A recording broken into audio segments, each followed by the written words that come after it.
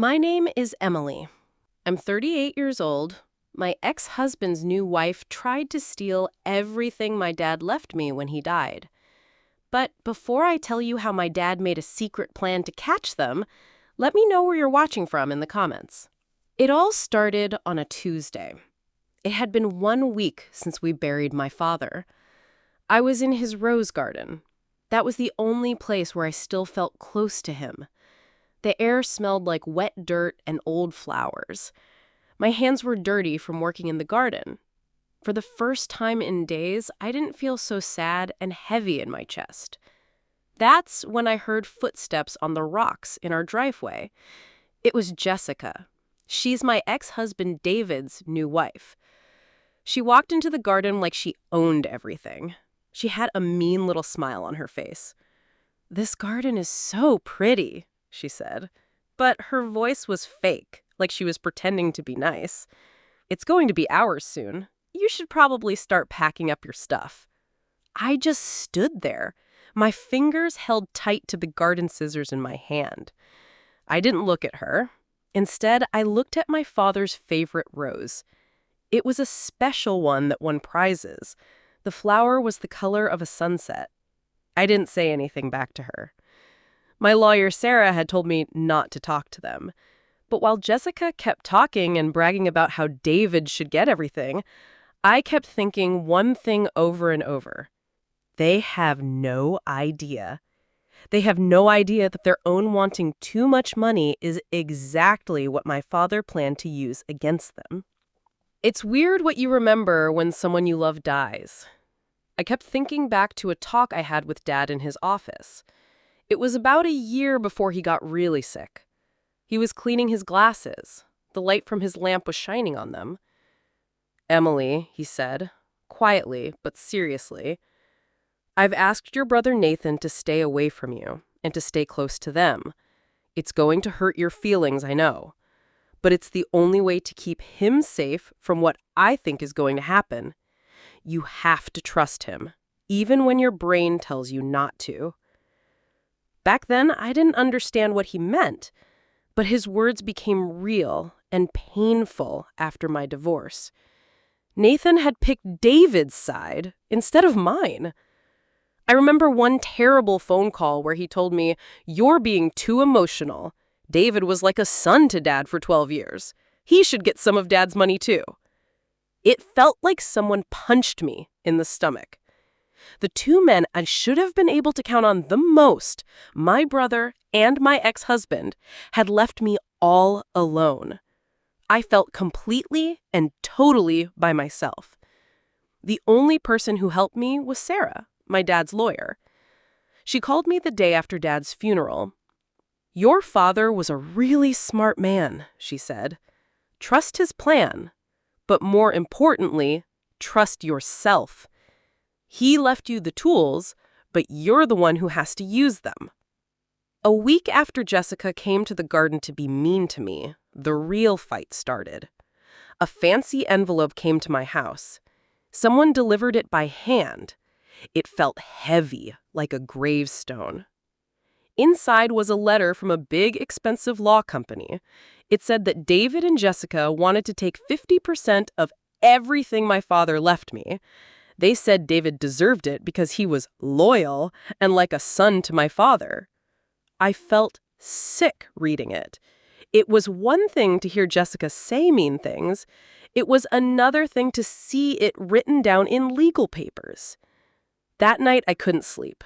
I just walked around the quiet house.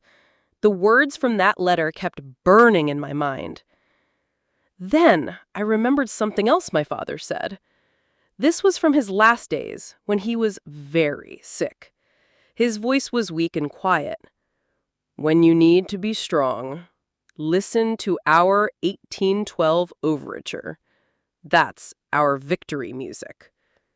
Suddenly, I knew what I had to do. I went to his office. It still smelled like old books and his pipe. I ran my fingers along all his music records until I found the right one. It was Tchaikovsky's 1812 overture. My hands were shaking as I took the record out of its cover. There, tucked inside the old cardboard, was another envelope. This one had my name on it, in my father's fancy handwriting. Inside was a small, pretty key and one piece of paper. It said, "My dearest Emily, I have left you the weapons, but only you can choose when to fire them." I sat down in his leather chair. The cold metal key was digging into my hand. This was my fight now. The next morning, I went to Sarah's office. I gave her the key. "I think I know what this is for," I said. She took me back to my father's office, to his big wooden desk. I thought I knew every inch of that desk. She got down on her knees and pressed part of the fancy carving on the side. A small hidden drawer that you couldn't see clicked open. Inside was a bunch of papers and one small computer drive. Sarah and I spent the next hour looking through everything. "It's all here," she said. Her voice sounded amazed and angry at the same time. "But it's all mixed up. Money records, sound files with weird code names." She saw it like a legal puzzle, but I saw my dad's smart mind at work. I took all the files home that night. I didn't sit around being sad. I worked. I spread all the papers on my dining room table. I made coffee and got to work. I might not have been as smart about business as my father, but I never gave up, just like him. I remembered things he taught me about looking for patterns and following where the money went. Then, around 3 in the morning, I saw it. It wasn't just a few stolen checks. Jessica had been secretly taking money and putting it into fake company accounts that belonged to her. They weren't just stealing from a dead man. They were planning to take over his whole company from the inside, using David's access to everything. My blood turned cold. I called Sarah. My voice was shaking. "It's worse than we thought, but I know how to prove it. I know how Dad's trap works." For just a second, I felt really scared. Could I really do this? Could I face them in a room and destroy them? Then, I pictured Jessica's mean smile in my father's garden. My fear turned into anger and strength. Yes, I could do this. The big fight didn't happen in a fancy wooden room like in movies. It happened in a boring beige meeting room. They called it a mandatory pre-trial settlement conference. The air felt thick and tense. David wouldn't look at me, but Jessica stared right at me with a look like she had already won. A neutral person presented the offer. "Mr. Carter's will makes a one-time offer to Mr. David Carter and his wife, Mrs. Jessica Carter, of 35% of the liquid assets of the estate. This must be accepted today to avoid more court fighting." 35%. That was a huge amount of money. It was enough to make their greed stronger than their caution. Jessica's lawyer nodded at her. David looked really happy and relieved. They both picked up pens and signed the settlement papers. The moment the ink dried, Jessica gave me one last pitying smile. That's when Sarah stood up. Her voice was calm and clear. "Thank you. And now," she said, turning a page in her folder, "as stated by Clause 7B of the settlement, which happens when you accept this money, we will now publicly show a full audit of all money interactions between the people getting money and Carter Enterprises." The color left their lawyer's face. David's mouth dropped open. Sarah plugged the computer drive into the big TV screen on the wall. I watched as my work, my long night of detective work, filled the screen. First, a chart I had made showing money moving from my father's company to fake companies owned by Jessica. Then, David's signature on papers allowing transfers that he clearly didn't understand. And finally, the sound recording. Sarah clicked play. The room was filled with Jessica's voice from a hidden microphone in my dad's office. She was talking to someone we didn't know. "Once the old man is gone, the whole company will be mine. The daughter is a sentimental fool. She'll be easy to push out." David looked like he was going to throw up. He just stared at the screen and couldn't speak. But Jessica went completely still. The smugness disappeared. It was replaced with scary, cold anger. She didn't scream. She didn't cry. Her face became like a mask of ice. She leaned across the table. In a poisonous whisper that only I could hear, she said, "You have no idea who you just made an enemy of." Everything got crazy after that. Their lawyer frantically tried to fix the damage. Jessica started to move toward me, but before she could take 2 steps, someone moved to stand between us. It was Nathan. He didn't even look at Jessica. He just looked at me. For the first time in years, I saw my real brother again. His eyes were filled with deep, painful regret. He said, "Dad's plan was to save the estate. My plan was just to save you. I'm sorry I failed to make you feel safe." He pushed a thin folder into my hand. "This is everything else I found. The police are going to want to see it."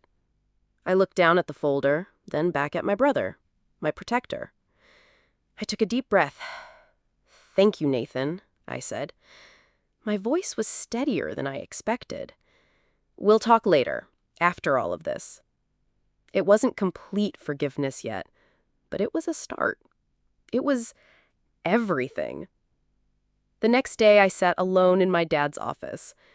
Winning felt empty. The room was a mess, filled with boxes of his life that needed to be sorted. I felt overwhelmed, like I was drowning in the past. The door opened and Nathan came in.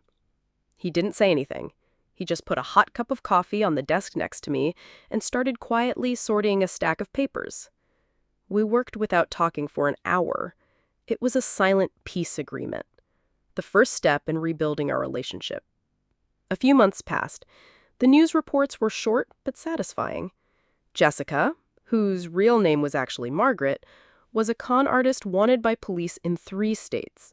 She was going to prison for a long time. David got a shorter sentence because he helped the police. The estate and the company were safe. They were mine. This afternoon, I was back in the garden. But I wasn't just taking care of my father's roses. I had a notebook in my lap and a measuring tape on the ground. I was designing a new section, a vegetable garden, in a piece of land that had been empty for years. I wasn't just protecting his legacy anymore. I was adding to it. I was building something of my own. I took a deep breath. The air smelled like dirt and possibility. My father had given me the tools, but I had built this victory myself. This house wasn't a fortress I had to protect. It was the foundation where I would build my own future.